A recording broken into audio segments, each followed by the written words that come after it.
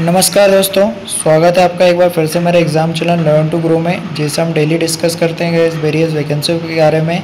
तो आज मैं लेके आया हूँ आपके लिए जो इंडियन नेवी है, coast guard, ministry of defence के तहत जो वैकेंसी को निकाला गया है यहाँ पे ऑनलाइन मोड पे, इसके बारे में हम डिस्कस करेंगे। क्या है वैकेंसी, कितनी पोस्ट मांगी गई है, क्या क्या आपकी सैलरी पैकेज रहेगा आपका, पूरा हम गाइज इसमें प्रॉपर डिस्कस करेंगे।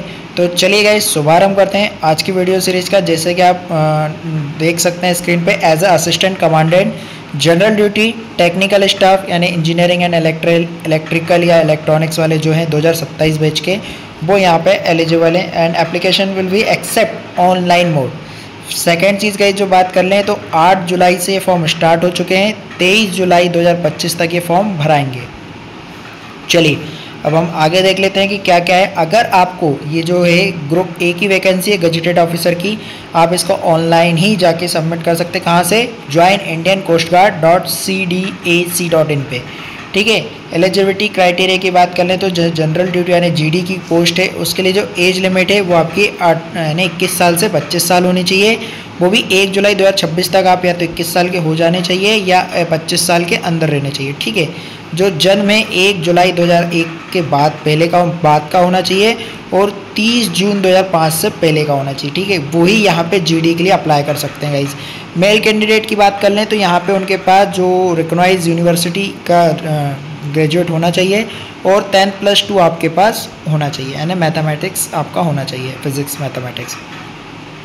और जीडी की बात कर लें तो 5 ईयर का आपको एक्स यानी एज में जो आपको डिस्काउंट है वो मिलता है।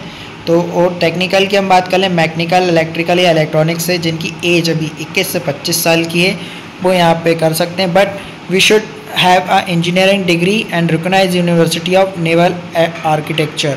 ठीक है। या मैकेनिकल एंड मरीन का, ऑटोमोबाइल का आपके पास होना चाहिए। यहाँ पे गाइस डिप्लोमा नहीं मांगा गया है, ओनली ऑन क्या बोलते हैं आपसे डिग्री मांगी गई है। ठीक है, इंजीनियरिंग। और यहाँ पे आपके पास क्या बोलते हैं 12th भी होना चाहिए। 12th जिनके पास मैथमेटिक्स है विथ फिजिक्स सब्जेक्ट से वो यहाँ पे अप्लाई कर सकते हैं।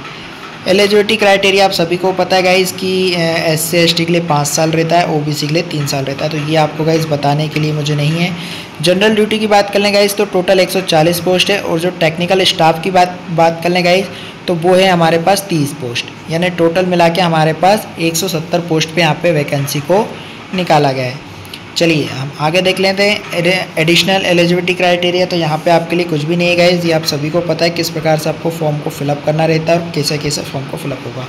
यहाँ पे सिलेक्शन प्रोसेस की बात कर लें तो ये हमारा 5 स्टेज में होने वाला है। स्टेज 1 में जो coast guard common admission test होता है जो CGCAT, यहाँ पे आपका रहने वाला है English, reasoning, general science and general knowledge. ये आपका टोटल 100 अंक का रहने वाला है, 2 घंटे का यहाँ पे आपका रहने वाला है। ठीक है। All Indian category will merit list to stage 1 we prepare to base of the marks score in stage 1। ठीक है। जो स्टेज 1 के मार्क्स है वो आपको स्टेज 2 में भी काम आने वाले हैं। फिर आपका नॉर्मलाइजेशन इन ऑफ मार्क्स भी रहने वाला है। अगर आपका फर्स्ट में आपका जैसा अल्फ़ाबेटिकली नाम रहता है उस प्रकार से भी आपका होने वाला है। सेकेंड स्टेज की हम बात कर लें तो प्रिलिमिनरी सिलेक्शन बोर्ड है, PSB है आपका यहाँ पे। तो यहाँ पे कैंडिडेट का वेरिफिकेशन होने वाला है, बायोमेट्रिक होने वाला है। ठीक है गाइज। सेकेंड की बात कर लें यहाँ पे तो document verification, allotment of centre रहने वाला है। थर्ड स्टेज की तो जो थर्ड स्टेज है वो FSB है, यानी आपको जो आप क्वालिफाई करते हैं थर्ड स्टेज तो यहाँ पे आपको सीधा का सीधा सेंटर के उस पर मिलने वाला है। और यहाँ conduct coast guard selection board located Noida and Spain. ठीक है। Over few and 5 days. ठीक है। यहाँ पे आपको प्रिलिमिनरी टेस्ट के लिए यहाँ पे देने वाला है। स्टेज 4 में आपका मेडिकल टेस्ट होने वाला है कि आपको मेडिकल टेस्ट है। और स्टेज 5 में इंडक्शन आपका रहने वाला है कि यहाँ पे आपको ट्रेनिंग देने वाली है कि किस प्रकार से आपका होने वाला है। तो ये आपका सब जो है वो ऑल लेवल 1 यानी फर्स्ट स्टेज से लेके 3rd 4th 2nd 3rd तक आपका पूरा रिपोर्ट जनरेट होने वाला है। उसके बाद ही आपकी मेरिट लिस्ट यहाँ पे तैयार होने वाली है। ठीक है। 7th आपका रिजल्ट डिक्लेरेशन है, तो जो आपका फर्स्ट से लेके 2nd 3rd सब यहाँ पे मिला के ही आपका रिजल्ट रहने वाला है। ठीक है।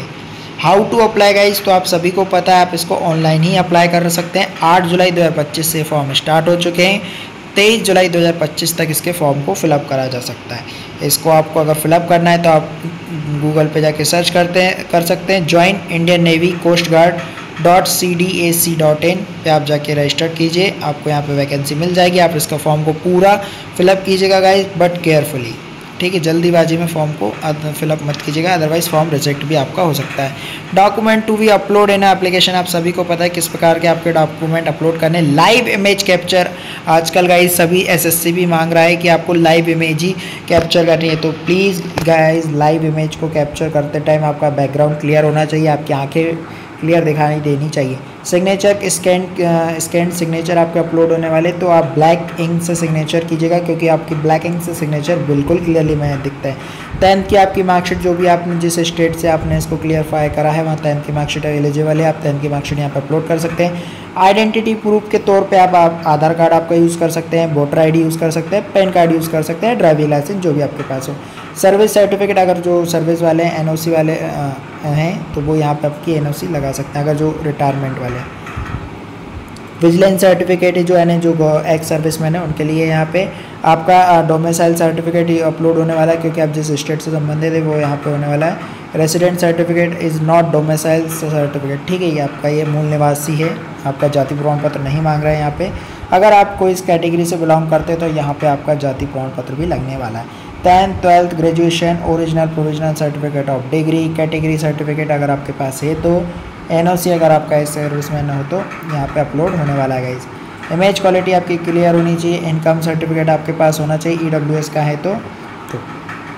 अब यहाँ पे हम गाइस बात कर लें जो एग्जामिनेशन फीस है F कॉलम में, all candidate expect SC ST जो है इनको नो फीस है, अदरवाइज जो फीस रिक्वायर्ड है वो 300 रुपीज़ है, और वो आप ऑनलाइन मोड से कर सकते हैं, यानी SC ST कैटेगरी वाइज के लिए यहाँ पे कोई फ़ीस नहीं है, अदरवाइज सबके लिए यहाँ पे फीस एलिजिबल है, ठीक है। अनसक्सेसफुल अगर पेमेंट होता है, रिफंड और मल्टीपल पेमेंट्स अगर आप एक ही उसके लिए करते हैं तो आपको रिफंड कर दिया जाएगा, ठीक है। अब यहाँ पे स्टेज 1 स्टेज 2 ट्रैवल एक्सपेंसेस यहाँ पे आपको सब कुछ दिया जाएगा। और एग्ज़ाम सिटी की बात कर लें तो आपके स्टेट की ही एग्ज़ाम सिटी यहाँ पे मिलने वाली है आपको। अदर जानकारी के गाइज यहाँ पे उन्होंने बिल्कुल टोल फ्री आपके नंबर दे के रखे हैं, तो आप यहाँ देख सकते हैं।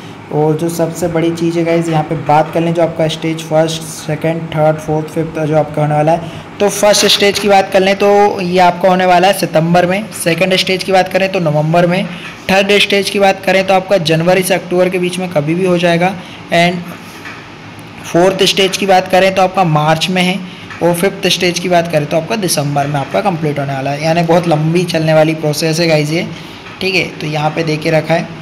और फर्स्ट स्टेज का यहाँ पे आपको एडमिट कार्ड प्रिंट आउट मिल जाएगा, सेकंड स्टेज का भी आपको मिल जाएगा, थर्ड स्टेज का आपको सेकंड स्टेज का जब आपको क्लियरेंस मिलेगा तभी आप थर्ड स्टेज में जाएंगे। तो आपको ये सारी चीज़ें जो यहाँ पे मेंशन है वो जो आपके पास है वो आपको लेके जानी है, ठीक है। फोर्थ और फिफ्थ में आपका इंट्रोडक्शन के टाइम पे भी क्या यूज़ होने वाला है, यहाँ पे आपकी पूरी मार्कशीट, पासिंग सर्टिफिकेट, आधार, वोटर ID, ये सब यहाँ पे आपको लिखा हुआ है। और जो सर्टिफिकेट है on risk certificate to sign the candidate, यहाँ पे आप जो सर्टिफिकेट डिप्लोमा आप देने वाले हैं वो सेल्फ असिस्टेड आपके होने चाहिए, ठीक है गाइज। यहाँ पे आप देख सकते हैं मेडिकल स्टैंडर्ड हाइट आपको देख के रखिए 157 सेंटीमीटर आपकी मांगी गई है मिनिमम। और वेट की बात कर लें तो एज के अकॉर्डिंग यहाँ पे ±10% मांगा गया है, तो यहाँ पे आप पूरा देख सकते हैं। टैटू वैटू आपके पास नहीं होना चाहिए। Valid of selection merit list आपकी मिलने वाली है, ठीक है गाइज। तो ये आपको रहने वाली है। ट्रेनिंग आपकी रहने वाली है GD की 44 वीक की ट्रेनिंग है, टेक्निकल स्टाफ की 22 वीक की ट्रेनिंग यहाँ पे इंक्लूडेड है, ठीक है। रीज़न ऑफ रिजेक्शन आप सभी को पता है कि किस कारण से आपका फॉर्म रिजेक्ट हो सकते हैं, आपकी गलत फ़ोटो, गलत मार्कशीट स्कैन के कारण आपके फॉर्म रिजेक्ट हो सकते हैं। यहाँ पे जनरल रिस्ट्रिक्शन दे के रखें गाइस, तो ये ज़्यादा नहीं है, दिक्कत की परेशानी आप सभी को पता है कि आपको किस प्रकार से भरना है। रैंक की हम बात कर ले तो यहाँ पे रैंक जो लिख के रखी, assistant commandant, deputy commandant, commandant JG, deputy inspector general, inspector general, additional director general और डायरेक्टर जनरल, यहाँ पे DG, यहाँ पे ये कमांडेंट की पोस्ट है, तो आप ये देख सकते हैं। अदर बेनिफिट आप सभी को पता है किस प्रकार से यहाँ पे बेनिफिट मिलने वाले हैं। तो गाइज लास्ट में मैं आपको यही बताना चाहूँगा, last date of online application की डेट है जो है 23 जुलाई 2025। तो गाइज यहाँ तक ही थी वीडियो पूरी। आई होप सो आपको सभी को समझ में आ गया होगा कि किस प्रकार आपको फॉर्म ये भरना है नेवी का। तो चलिए गाइज आपसे फिर मुलाकात होगी एक नए वीडियो के साथ, जब तक के लिए जय हिंद।